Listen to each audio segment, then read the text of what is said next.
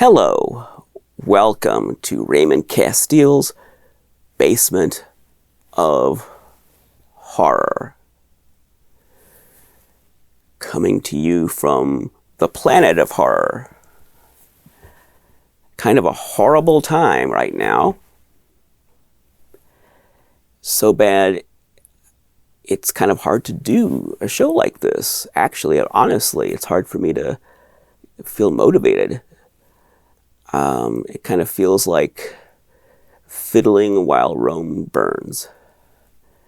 I've felt that way at other times, like during the pandemic and so on, but I think that there are a lot of people out there who need something to take their mind off what's going on. It doesn't mean you don't care about what's going on, but you need something that isn't connected to that. Something you can watch that isn't about that. And it seems like that's getting rarer and rarer and rarer. See how many times I pronounced rarer without stumbling? And it's not just that, it's YouTube in general and Facebook and social media. It's all overrun by AI and nonsense. So just, politics aside, there's just meaninglessness as you scroll, whether it's Facebook or whether it's trying to find something to watch on YouTube. It's just a bunch of junk. It's a bunch of mumbo jumbo, mostly AI generated. Where's all the fun stuff? We had an episode on fun stuff last time. Where's all the fun stuff to watch and fun things to read about? It seems like it's just all going away. Even if everything in the world was just peachy, then we have the AI to worry about, and this move, even without the AI, social media platforms were already pouring all this junk that has nothing to do with our interests or our friends or anything. I remember 5 years ago or more, people complaining like, where are my friends' posts? So the bottom line is, I think there are people who need entertainment and they need something enjoyable to watch and they need something to make them relax and get their mind off stuff. Something that's not AI, that's not some corporate thing that an algorithm threw at them, but good old-fashioned, handmade YouTube entertainment, which is what we've got here. This is like YouTube of 2014. I don't know. Pick a year. Like old YouTube. We're still here on our stupid 1970s wood panel set. It's real 1970s wood paneling. I didn't put this up for the show. This has been here since the 1970s. 1975 to be exact.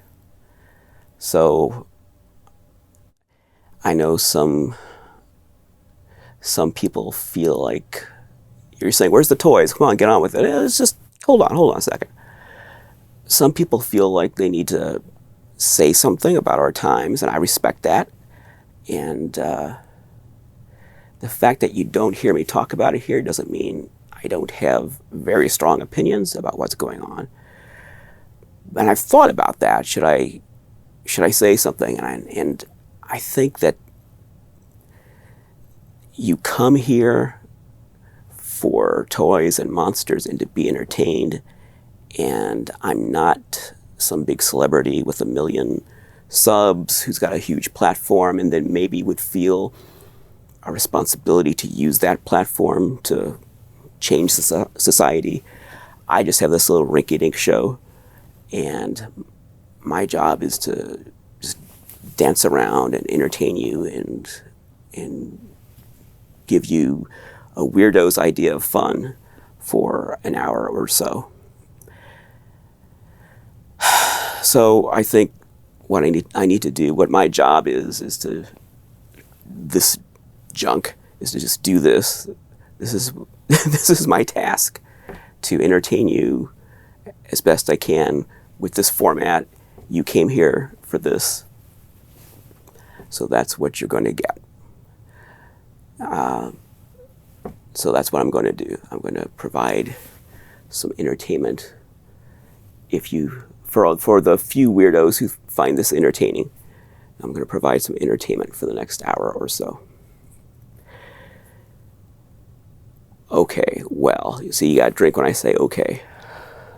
But just to let you know, it is a little hard to get up here and do this, just without feeling like everything's burning down around me. Now, personally, I've also got flames flickering because, well, maybe in more ways than one, but Billy, my cat, black cat, Billy, he's medically fragile. He's always having problems, and sure enough, he had a flare-up end of December, like last week of December, going into New Year's. He had a flare-up, and he spent the day after New Year's it's not funny, but I kind of have to laugh or else I'll go nuts. He spent it in the vet, and I won't go into all the yucky details, but he's had 3 vet visits in the past couple weeks and an ultrasound, and I hope he's getting better. I'm not sure. I think he is. I think he's getting better. But my sweet little Billy scares his daddy about every 4, 5, 6 months and has these flare-ups because he's medically fragile. He's basically a special needs cat, and he has these flare-ups, and every time he does, I have to spend $1,000 on vet bills and have a heart attack and go in and out of the vet for a couple of weeks to get him straightened out. And then, of course, when I know he's not feeling good, it's hard for me to try to have fun or do something fun when I know he's not having fun. He's feeling bad. I can only imagine what a parent of a human child feels when their child is sick. I'd be a wreck. I don't have children. I wish I did. I love children. I work in a school, but I don't have children. But if I did, I can just imagine I would be a wreck every time they sniffled, let alone if something serious happened to them. So that's another reason why, besides also 2 eye surgeries, that's another reason why I've been sporadic in my uploads. I meant to shoot a couple more episodes in this past month and didn't do it. So sorry if you missed me, but hopefully absence will make the heart grow fonder. What are we doing today? Oh, I sound like the record girl. What are we going to listen to today? What are we going to watch today? We're going to look at Phantom of the Opera stuff. We have looked at Phantom stuff before, but today we're going to look at Andrew Lloyd Webber Phantom stuff, particularly items made by a company named Enesco. Now, that's not what I'm holding in my hand. I'm just trying to go through a few Phantom items first. There is, we have on the screen before you, an Aurora Phantom classic model kit. One of the first Phantom items, one of the first pieces of Phantom merchandise. Maybe I'm forgetting something, but was there something that predated this? If there was, it's probably an item right behind me. But before I get to that, here's a nice Marx Phantom of the Opera figurine from the 1960s. And I never thought these things looked teal. I always said these teal, this is blue. What are you talking about, teal? But now that I've had the eye surgeries, I'm looking at this. Now, on the screen it looks blue, but to my eyes, finally, for the first time in my life, it looks teal. It looks greenish blue instead of just blue. It's always looked just plain old blue to me, but now I see the green. It's definitely teal. But on screen, right there, it looks blue. So you probably are looking at something on your screen that looks blue right now. The classic Marx Phantom of the Opera figurine from the 60s. Yep, get back there. And what else I want to say? Oh, yeah. I'm not sure what year this is, but I thought if anything might be older than that Aurora kit, it would be this. Yeah, there's probably a date on there somewhere, but we're not here to talk about this per se, so I'm not going to dig that out. I just want to show it to you. This is a classic Phantom of the Opera Halco Halloween costume from I think, the early 60s. Can't think of the exact year off the top of my head. It might be in a previous episode. I might have talked about it. Beautiful Man of a Thousand Faces style Phantom of the Opera 60s Halloween costume by Halco. Wonderful vintage Phantom of the Opera piece. And then we've got another classic Phantom item, the Remco Phantom. We've seen this before. We've seen the big one like this, and we've seen the little one. Ah, there he is, Phantom of the Opera. Another classic piece. Lots of cool Phantom stuff over the years. Oh, well, here's something interesting. Jack in the Box Phantom of the Opera. This is, was this 90s, late 90s, early 2000s? I think it's late 90s. Now, we might be seeing an episode on these soon. Jack in the Box Phantom of the Opera Fast Food Premium. Another cool piece. I think this is actually sort of a classic piece. It's not valuable, but it's kind of classic. And you see it's based on the Claude Rains Phantom. You don't see that every day. I'm not going to move these, but we have Sideshow. Do I dare move them? Okay, I'll I'll risk it. I'll just move this one, the Red Death. And I'll regret it, probably. We have the Sideshow Mask of the Red Death Phantom.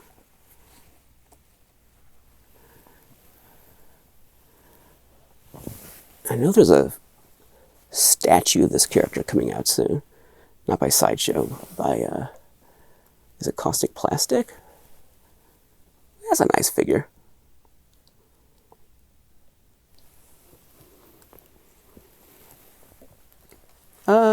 He's falling apart. Okay, we saw him. We might as well see this one. And if they fall apart, they fall apart. Oh, he's dusty. Another Sideshow Phantom. This is the standard Phantom. Lon Chaney. Oh, I almost said Lon Chaney Jr. Lon Chaney Sr. as the Phantom. And I know Caustic Plastic has a modern 1/6 scale Phantom like this that is, you know, it's modern quality, better sculpted, better materials. But I like these old Sideshow dolls because they're still toys. They have 1 foot in the world of being a kid's toy and 1 foot in the world of being an adult collectible. And they sold them in regular stores. You could go to Toys R Us and buy this. And I don't know what the price was, 20, 30 bucks, something like that. So they were affordable. If a kid wanted to play them, not that very many kids wanted to, I think, but if a kid wanted to play with them, they could. So I really like the old Sideshow toys. My goodness, this is so dusty. Yikes. But, is that everything I want to show you? Oh, one more thing. This is not what we're here for. Obviously, we're here to talk about the Andrew Lloyd Webber Phantom. Before we do that, I wish I had a nice vintage Phantom book to show you. Unfortunately, I only have this modern one. But there is the Phantom of the Opera novel. I mean, it's a It's not just the Phantom, it's got other stories in there because the novel isn't that thick. But that is a modern edition of the Phantom of the Opera. Gaston Leroux? Gaston Leroux, is that how you pronounce it? Gaston Loup-Garou. No, it's Gaston Leroux, I guess. Published in a serialized form from 1909 to 1910, and then compiled into a novel like this.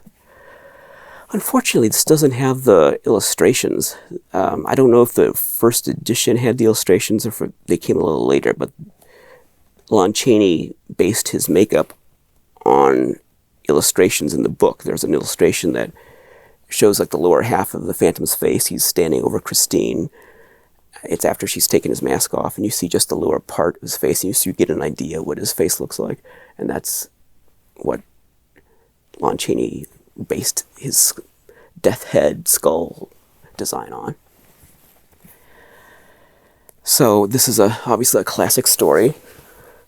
It's endured for generations, and my favorite versions of that story are the Chaney film and the Andrew Lloyd Webber musical. I don't like the Schumacher film based on the music. I don't like that at all. But I like the original stage version. I like that a lot.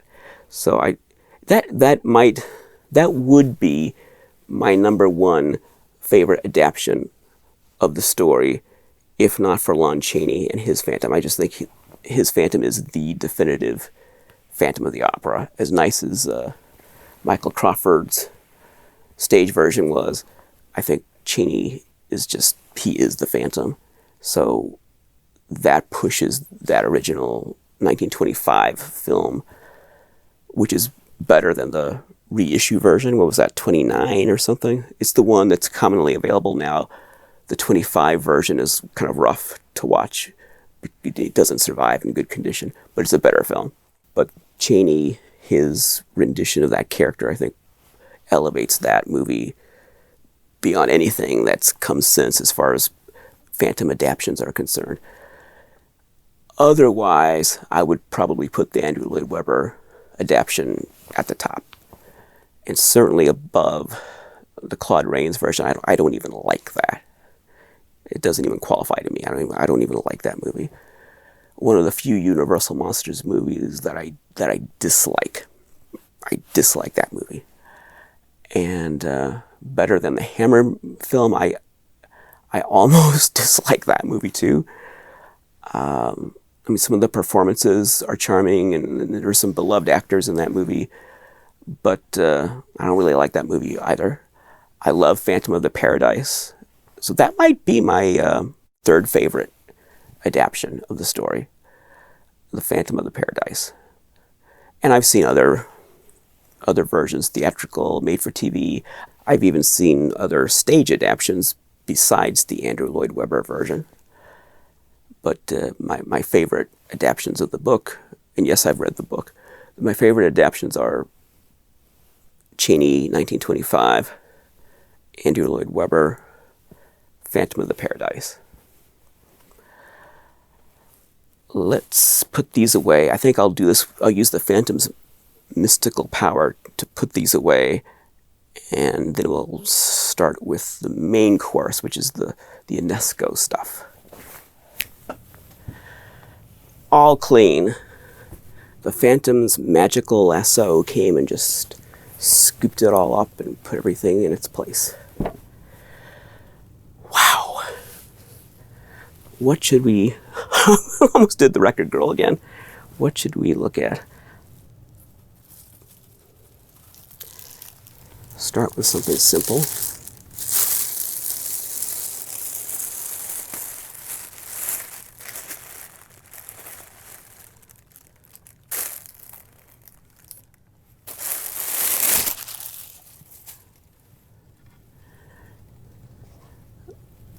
Little appetizer before we get to the main course.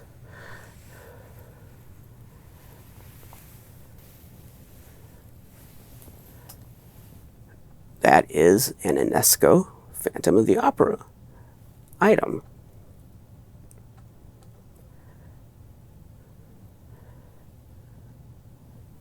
we'll look at him in more detail in a minute. I've got a box, I've got a broken one, I've got all kinds of stuff. But the main thing I want to show you is a pair of dolls, which we're going to get to in a second. This stuff is made by Enesco. Enesco makes gift shop items. Like if you go to a hospital and they have a little gift shop, well, they probably have some Enesco stuff in there.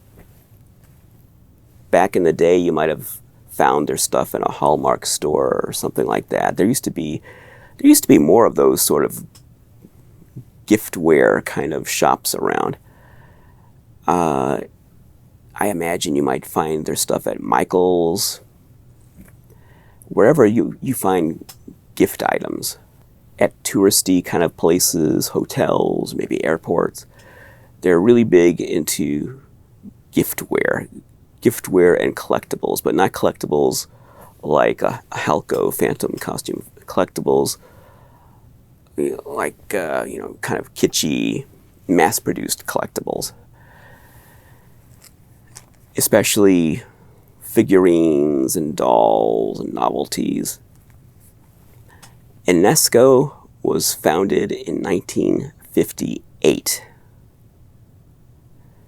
They were originally part of a company called capital N, period, Sure Company, Sure Company, which was a wholesaler.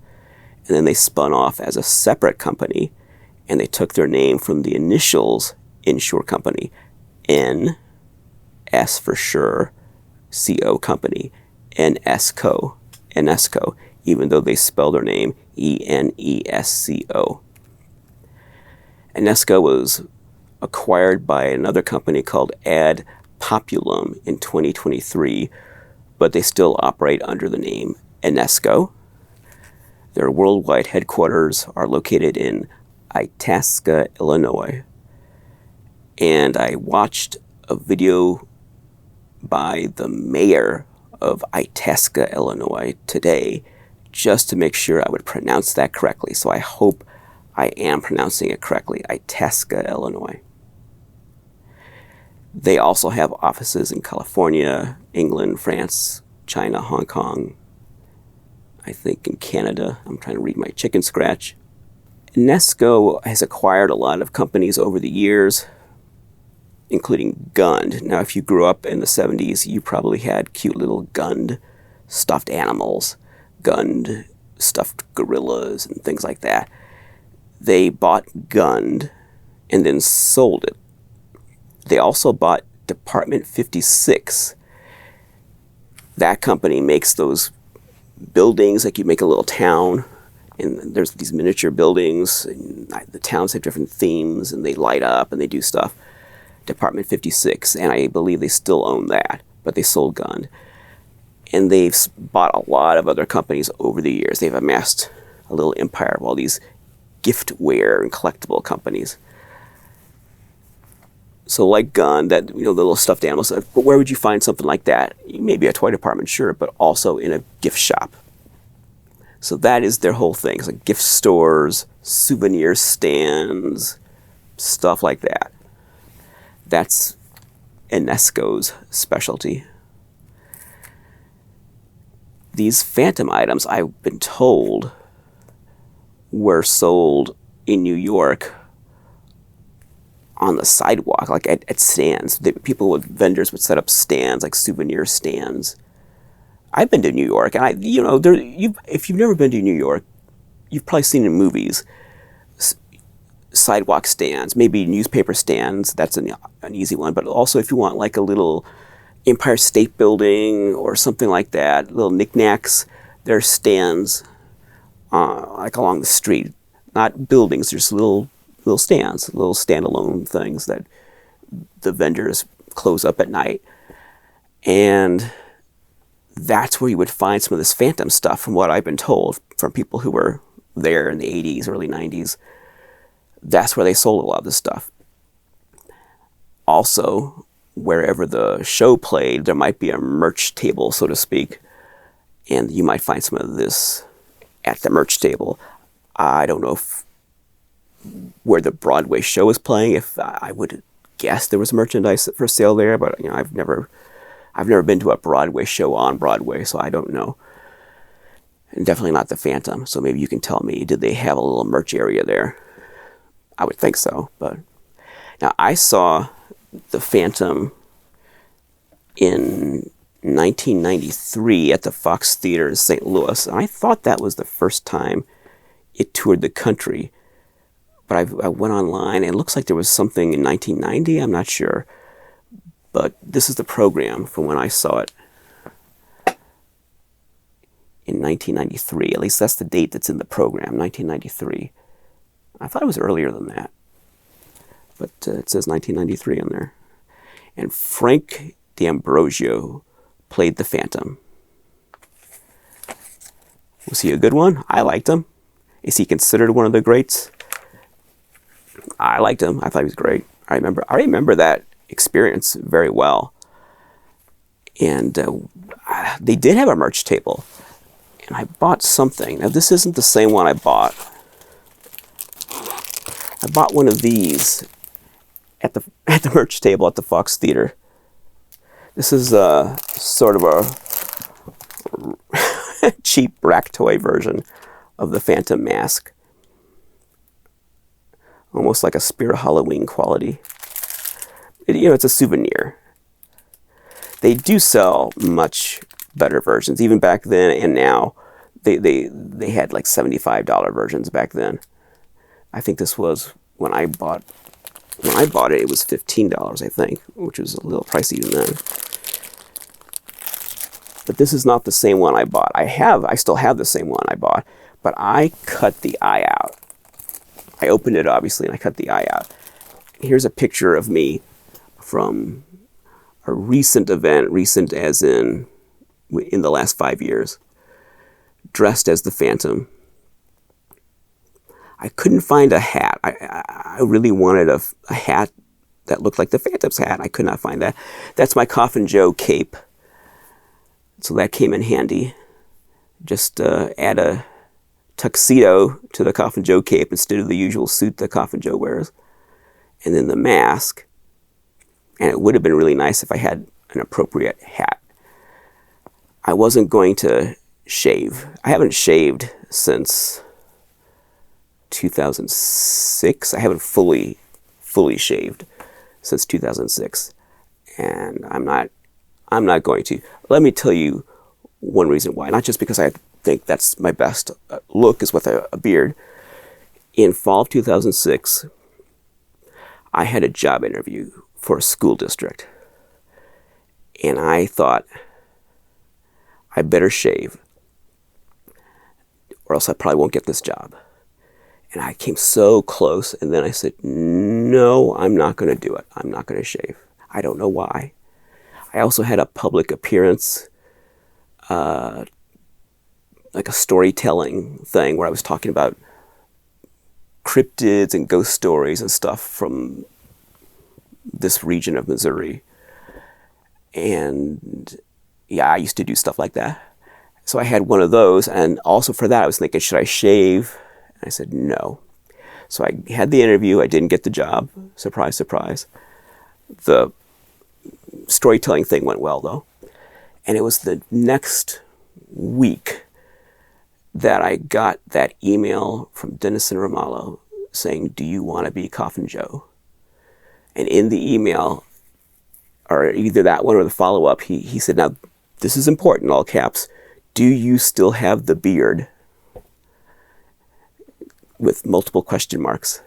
I said, yes, I've still got the beard. Don't worry, I've got the beard.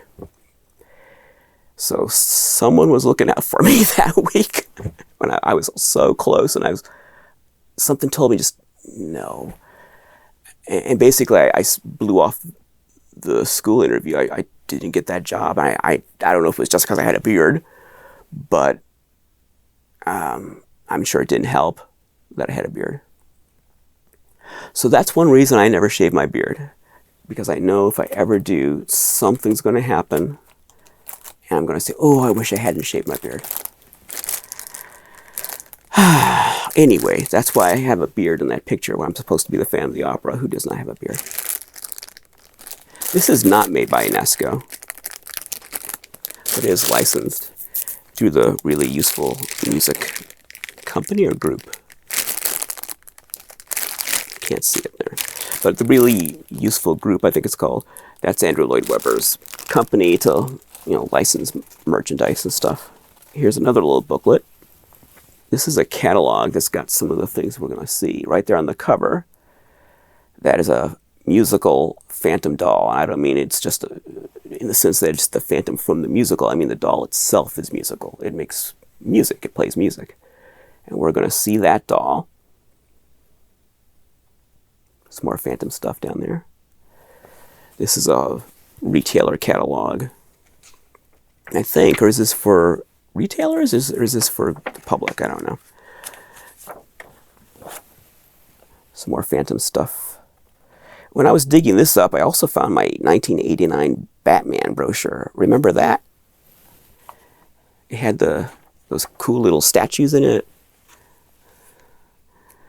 I found that. I found some other stuff.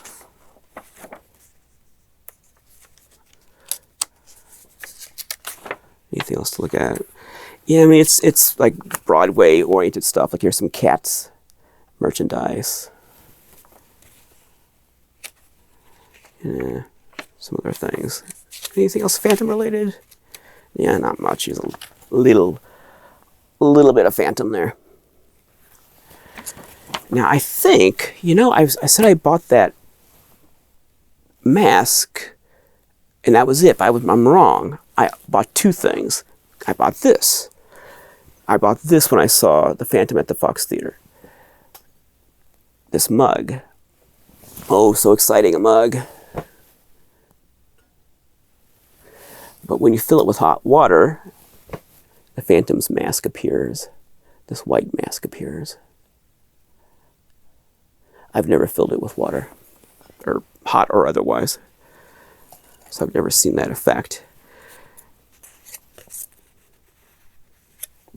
It has an instruction sheet.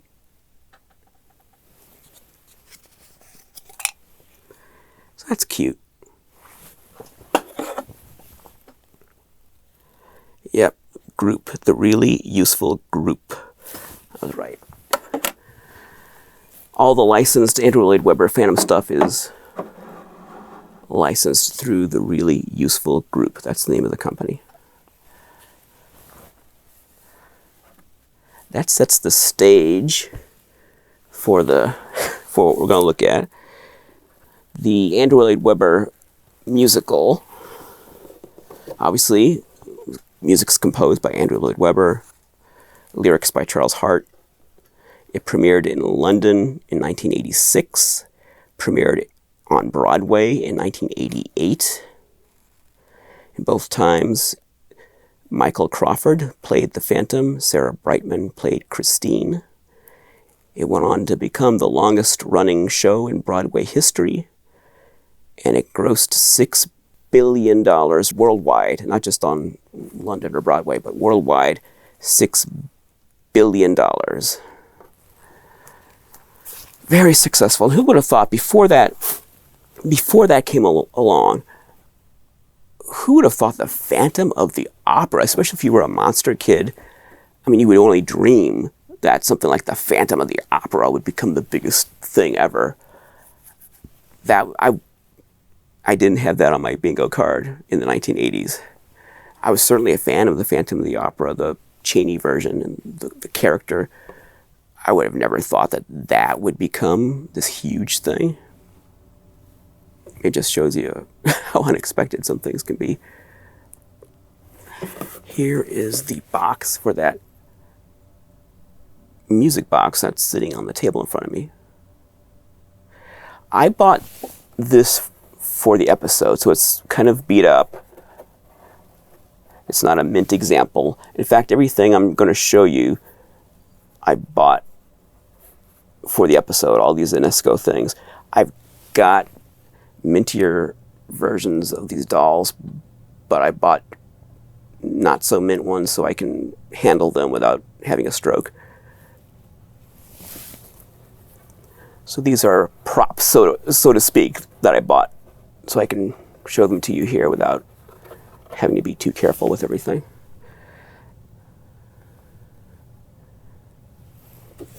That's the box. What is this silly thing? It is a music box, but it doesn't open or close. That lid does not close. You'll break it if you try. There is a version where the lid does close and the head goes in, and when you open the lid, the head comes out. There's no version with like a wind up that pops out. It's not like that. They're essentially music boxes with a doll head on top. And it's got some really lovely artwork on the side. There's Michael Crawford's Phantom. Poster art. Oh, there it goes.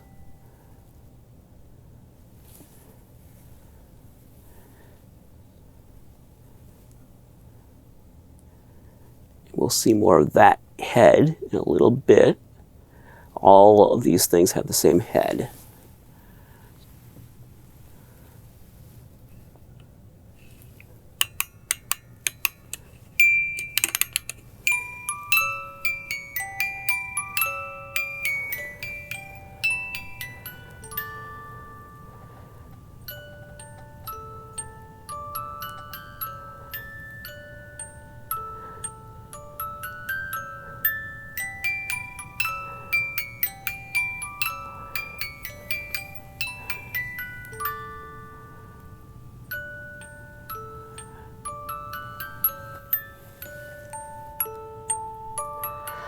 Now the interesting thing about this one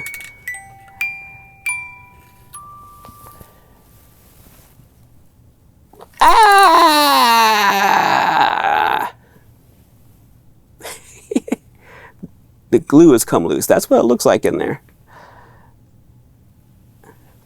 Kind of nasty looking.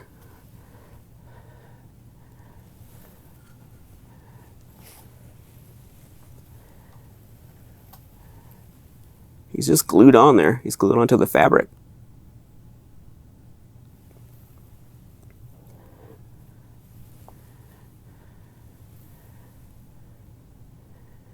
I'll fix him up later.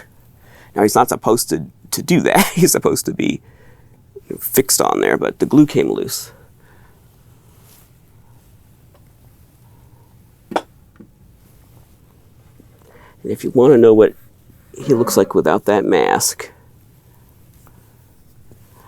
get ready. Here's one where the mask has come off.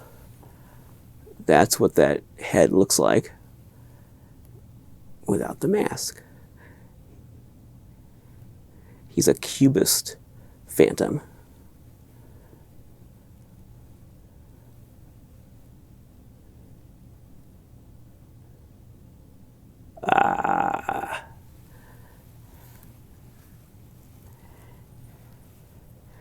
This mask actually shattered in multiple pieces.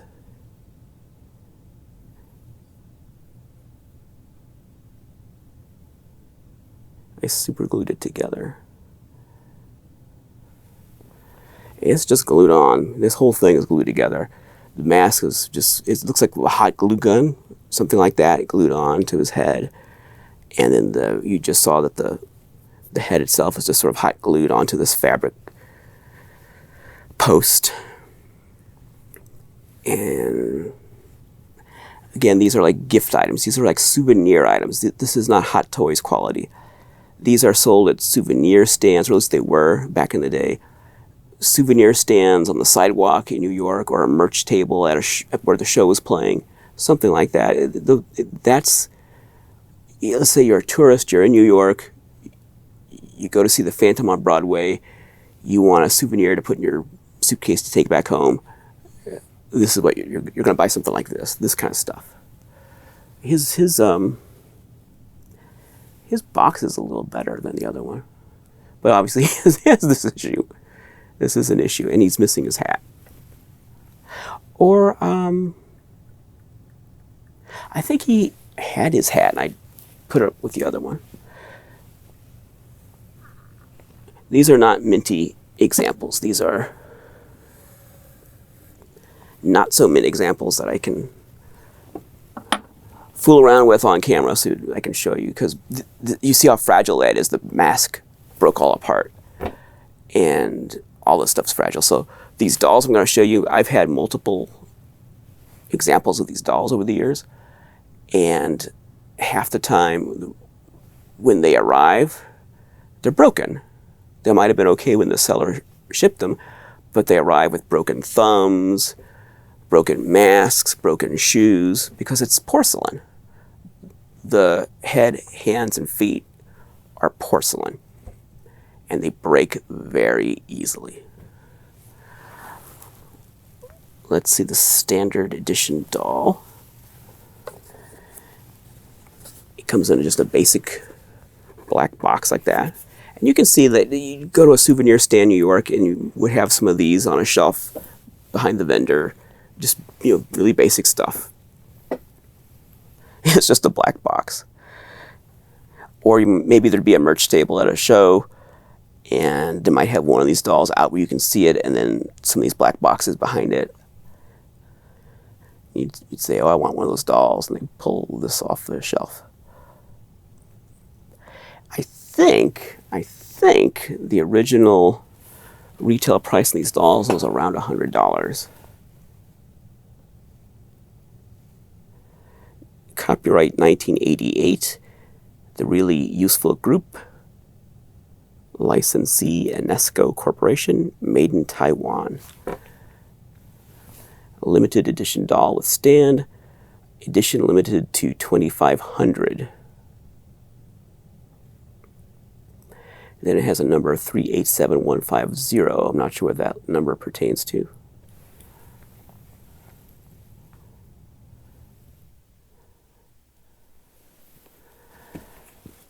I have one of these that I've had since my early days of collecting, and it's dead mint, and the doll inside is factory sealed in a bag, and it's got, I think, some kind of coverings on its head and hands and stuff. So clearly I can't show you that without breaking the seal and everything. So I got this one, which I hope it's not like the Fun Stuff Dracula last episode where he turned out to be sealed.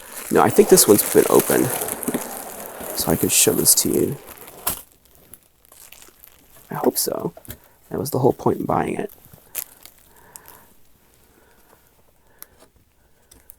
Comes with this little certificate of authenticity in case you want to make sure you don't have a bootleg one.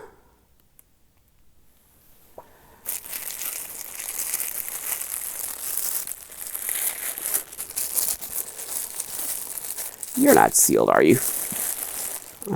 No, you're not. I thought I took you out of the bag to make sure. You're not sealed. There we go.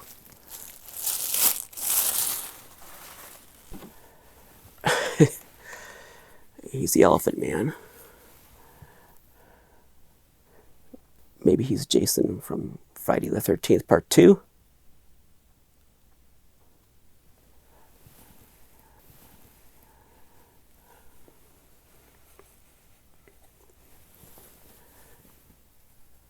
How about his hands? His hands don't have gloves. See, I think the one I have that's still sealed, well, I don't know if I thought it had gloves, but maybe, I don't even know if I could even see that with the bag. The other one I have is factory sealed. It's a nice box and nice everything. That is a nice doll. He's proportioned. He's a doll, but he doesn't have stubby limbs. He's got normal adult human proportions as opposed to doll proportions. which is not the case with the next one we're going to look at. He looks very dignified. Here's his cute little hat. Here's a front and a back to this. Whoop. Aww. Aww, he's so cute. He's very mysterious.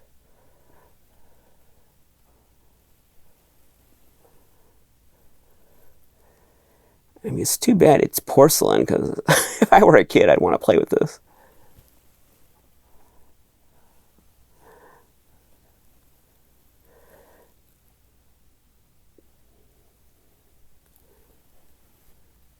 He's got a nice costume.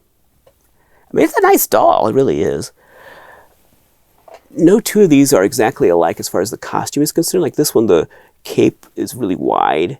Other ones, the collar comes closer to his neck as you would expect. And I don't think you can take these off without damaging it. It's all stitched together. But he has a very wide collar that spreads out, and other ones come in closer around the neck. He really looks like the Phantom, doesn't he? I mean, he looks like the Phantom from the play, the musical, the stage production.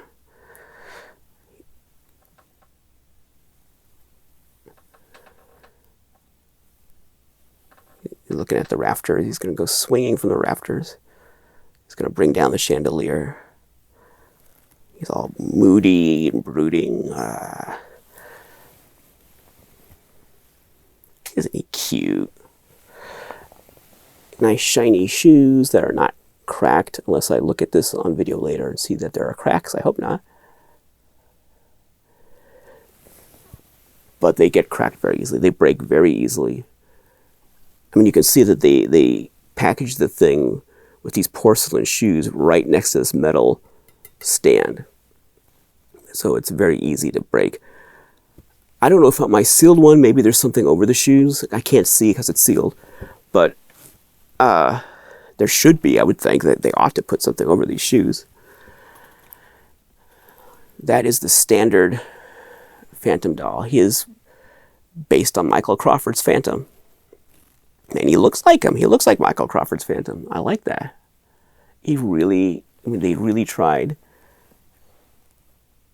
to capture that look of that character that from the original production with Michael Crawford and that design. They did a good job of capturing it. I wish the mask came off and it had the original makeup design. You can Google that. I think it's changed over the years, but the original design is very unique. The way they twisted his face and gave him kind of not a skull face like the Cheney version, but definitely a deformed look from birth. It's not like he was burned or anything like that. It's definitely something you can tell, something that he was born that way. I don't like it when the Phantom's burned. I don't like fire burns, acid burns. I mean, yeah, I like the Phantom of the Paradise, but other than that, I don't like it when the Phantom is disfigured by fire or something. He was born this way, like the song. He's born this way. I think that's important to the theme of the character, that from childhood he was always this way. I think it loses something when they change the story so that he was disfigured as an adult, so that he knows what life was like without being disfigured. I think that changes the character.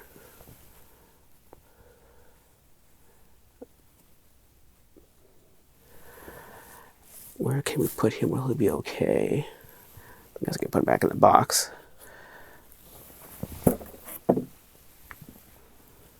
I've got one more doll to show you. Now, before I do, there are other dolls based on the Andrew Lloyd Webber Phantom. Mattel made a Ken and Barbie set where Ken is the Phantom. Obviously, Barbie's Christine. I never like it when Mattel makes a doll of a character, but it looks like Barbie. Whether it's a celebrity doll, but it doesn't really look like that celebrity. It looks like Barbie cosplaying as the celebrity. or a movie doll where it's Barbie playing the character from the movie. And with their Phantom set, it's Ken and Barbie pretending to be the Phantom and Christine from the musical. So I don't have that. I'm not interested in that. The Franklin Mint made a pair of dolls that in some ways look a little better, and in some ways not so much. I think the Christine looks better than the Barbie version. The Christine actually does look somewhat like the character from the musical, like Sarah Brightman's Christine. The Phantom looks too pretty. He looks like a friendly, nice Phantom. And I don't like that. I don't know why with so many of these Phantom things they try to make the Phantom look pleasant. I think anyone who likes the musical likes the themes of the musical and what that character is all about. And it sort of goes against the whole idea. It's kind of like making toys of the X-Men without their superpowers, without the things that make them the X-Men. If you make the Phantom look pretty, he's not the Phantom. That defeats the whole purpose. So some of these other dolls and trinkets and knickknacks and things, the Phantom looks like a pretty boy. I don't like that. That's one of the reasons I like these Enesco toys, if you want to call them toys. They actually look like the Phantom. They look like Michael Crawford's Phantom. They don't have the disfigurement, but they look like Michael Crawford. They look like that version of the Phantom. They'd be better if the mask came off, but at least they actually look like the guy who played the part at the time these things were made. Here's our final doll. Like a final girl, but he's a final doll. This is the musical automata. The musical automata doll. This is quite a piece. This one is gently used, so it doesn't have the inserts and everything, so I should be able to just pull it right out. But let's take a look at this box first. That's what we're going to see. A more pleasant looking box, more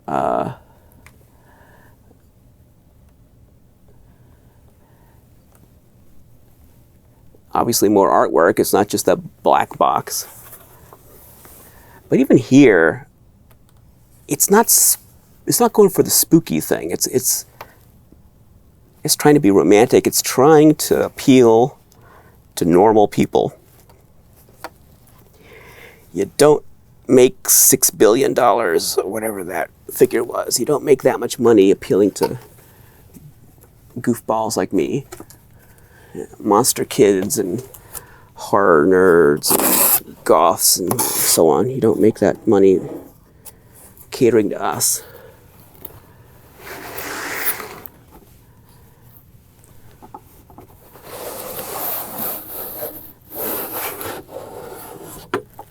Anything rattling around on there? Oh, he's also got another certificate.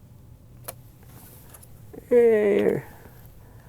Different one. It looks the same, but it's got a different doll. It's got the musical version of the doll up there. But he's also got a certificate. In case he needs to show his papers, he's got it.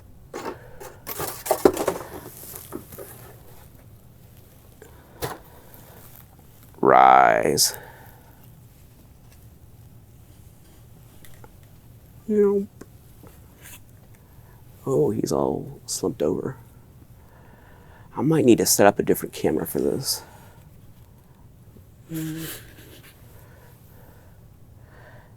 I like that pose. He does mimic the kind of poses that Michael Crawford was making in the way the original show was staged, the kind of body language that Crawford had that set the pattern for the other actors that followed. That is kind of his body language.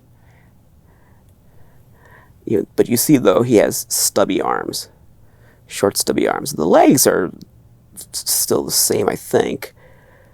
It's not the same doll, it's the same head, but it's not the same doll. And the arms are definitely shorter.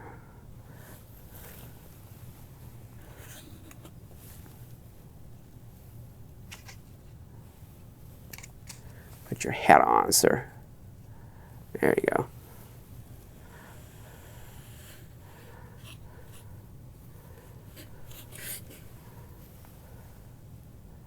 Looks better with the hat.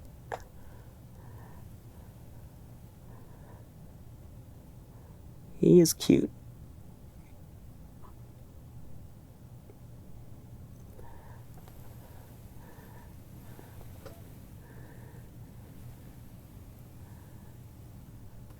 I do wish that I wish they had made his arms full size. I can imagine, as a practical matter, why maybe that was not feasible.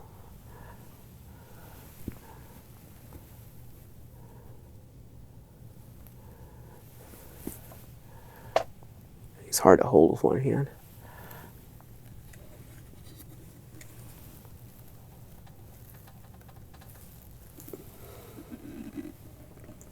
Where's his button? I think it's in his back. Yeah, it's in his back.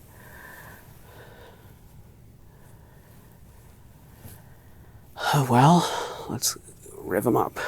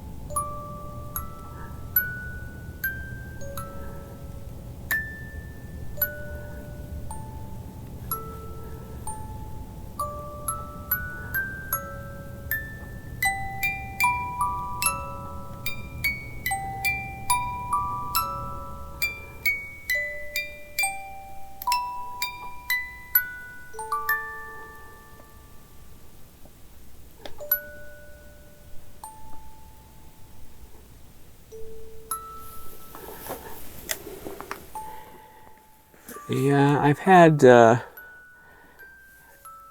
examples that worked a little better than this.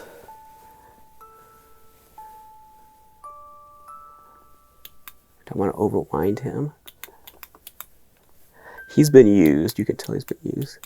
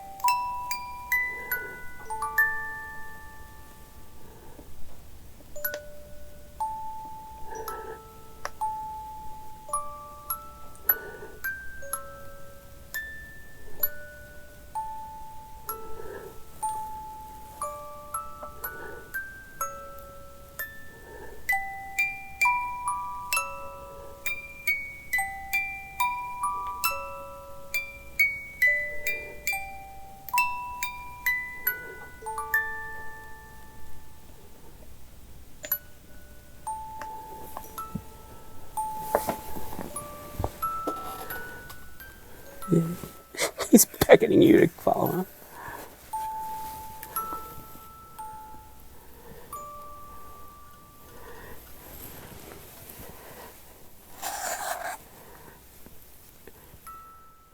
I think these dolls are really cute.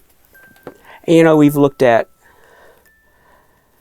the Renee D. Lion, Dracula and Frankenstein. We looked at that Universal Theme Park Frankenstein. We've seen the Drac Bat Dracula doll. Oh, what am I forgetting something? Probably. And we'll see other dolls in the future. But dolls, monster dolls, are kind of a rare thing. I don't mean in terms of rare as in collectability, rare as in they just don't make many of them. You don't see proper dolls like porcelain heads and that kind of thing based on monster characters. Custom pieces, art pieces, yeah, but not mass-produced, factory-made stuff. And I don't know why. I mean, imagine some really nice Franklin Mint sort of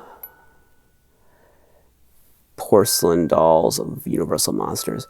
Yes, I know some of the sideshow stuff might as well be porcelain dolls. I mean, they've got like resin heads and hands and fabric bodies stuffed or whatever. So they're basically, they call them statues or display pieces. They're basically dolls.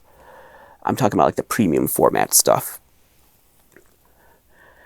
But you don't see a lot of dolls made by companies that specialize in dolls.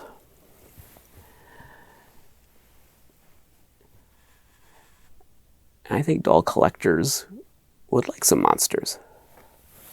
Why don't they have more monster dolls? Well, I guess that's about it. We've seen him do his thing.